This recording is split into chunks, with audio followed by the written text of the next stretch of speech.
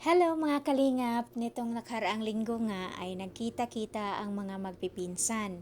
Medyo matagal-tagal na rin kasi nung huli silang nagkita at nagkasama-sama. Lunchtime na rin ang nagsidaktingan kaya naghanap muna kami ng makakainan para doon ituloy ang tsikahan at kamustahan.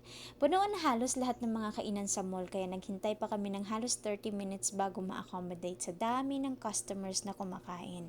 Sa bagay, di na rin talaga bago itong eksena kasi nga Sunday, family day, nakasanayan na ng marami ang gumala, magbanding, mamasyal.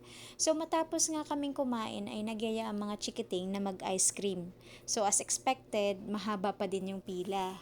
Pagkatapos mag-dessert ay nakipaglaro sila sa ibang mga bata rito sa playground.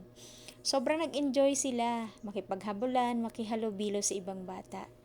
Noong nakaramdam na nga ng pagod at antok ay minabuti na rin naming umuwi bago magsimulang bumuhos ang ulan.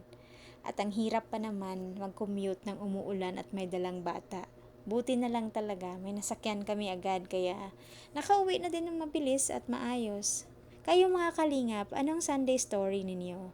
Maraming salamat sa panonood!